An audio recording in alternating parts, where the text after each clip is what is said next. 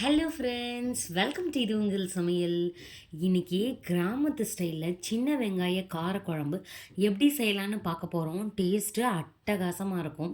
இதை செய்கிறதுக்கான நேரமும் ரொம்பவே கம்மிங்க. எந்த பக்குவத்தில் எவ்வளோ அளவில் சேர்க்கும் பொழுது டேஸ்ட்டு நல்லாயிருக்கும் அப்படின்னு சொல்லிட்டு பார்க்க போகிறோம். மிஸ் பண்ணாமல் வீடியோவை லாஸ்ட் வரைக்கும் பாருங்கள். உங்களுக்கும் இதே மாதிரி எக்ஸாக்டான டேஸ்ட்டு கிடைக்கும்.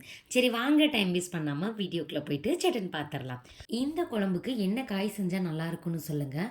நான் இன்றைக்கி சவுச்சவில் கூட்டு பண்ணியிருக்கேன். உங்கள் வீட்டில் என்ன பண்ணுவீங்கன்னு சொல்லுங்கள்.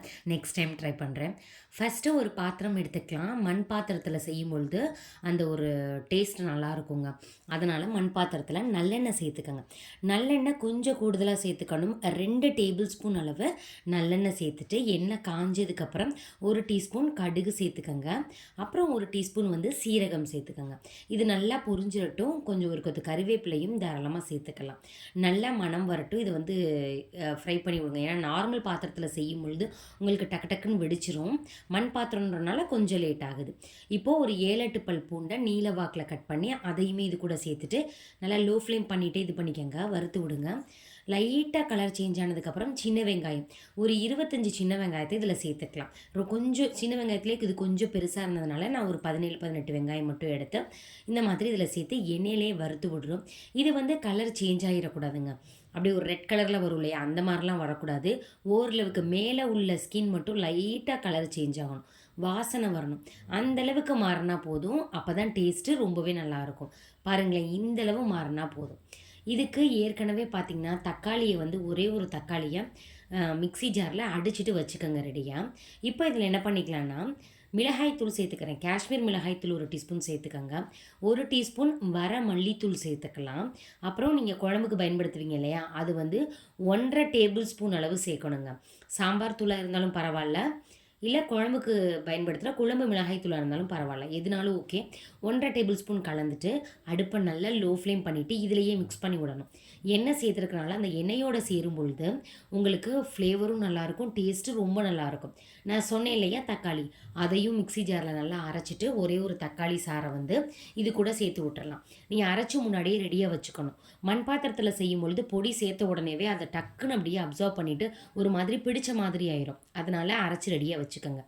இப்போ மிக்ஸ் பண்ணி விட்டதுக்கப்புறம் இதுக்கு கொஞ்சமாக மட்டும் தண்ணி சேர்த்துக்கலாம். நம்ம மசாலா எல்லாமே நம்ம சேர்த்துட்டோம் இல்லையா, அது என்னாகும் அப்படின்னா பச்சை வாசனை எல்லாமே போகணும். அது மட்டும் இல்லாமல் உங்களுக்கு வெங்காயம் வெள்ளைப்பூண்டுடைய அந்த சாஃப்ட்னஸ் வரணும், நல்லா வேகணும். இதுக்கு தேவையான அளவு உப்பு, 1 டீஸ்பூன் அளவு கல்லுப்பையும் இதில் சேர்த்துக்கோங்க. சேர்த்துட்டு நல்லா கொதிச்சிடட்டும். உப்பு காரம் எல்லாமே கரெக்டாக இருக்குதுன்னு ஒரு தடவை செக் பண்ணிக்கோங்க. நல்லா கொதிச்சதுக்கப்புறம் ஒரு 50% வெந்ததுக்கப்புறமேட்டு ஒரு பெரிய நல்லிக்காய் சைஸ் அளவு புளியை நல்லா கரைச்சிட்டு வடிகட்டி எடுத்து வச்சுருந்தேன். அதையும் இது கூடயே நம்ம சேர்த்துக்கலாம். சேர்த்துட்டு இதை மிக்ஸ் பண்ணி விட்டுக்கோங்க. பாருங்களேன், இந்த மாதிரி இருக்குது. நம்ம ஸ்டார்டிங்கில் சேர்த்தோம் இல்லையா, எண்ணெய் எல்லாமே பிரிஞ்சு மேலாப்பில் நிற்கிது பாருங்கள். இந்த ஸ்டேஜ் வரணுங்க. இந்த ஸ்டேஜ் வந்துருச்சு. நம்ம டேஸ்ட்டும் நல்லா இருக்குது. நம்ம சேர்த்த வெங்காயம் வெள்ளைப்பூண்டு எல்லாமே நல்லா வெந்துருச்சுங்க.